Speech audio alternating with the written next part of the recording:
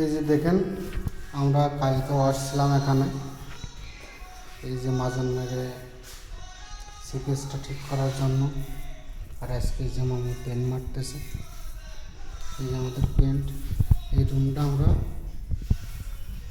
রং করলাম, AC service, এই উইন্ডোটা চলছিল না, এখন একদম ইজি হয়ে গেছে। বাকি আমাদের কাজ অলমোস্ট শেষ। এসি সার্ভিস করেছি, এই যে পেন্টিং সিকেসটা ছাড়লাম, বাকি এখনো পেন্ট চলছে। এই যে আজকে কিন্তু পেন্ট শেষ হয়ে যাবে। হ্যাঁ, দর্শকদের উদ্দেশ্যে কিছু আপনি কি বলবেন? দর্শকদের উদ্দেশ্যে একটাই কথা বলার আছে যে কাজ করতে হবে ঠান্ডা মাথায়, ধীরে সুস্থি।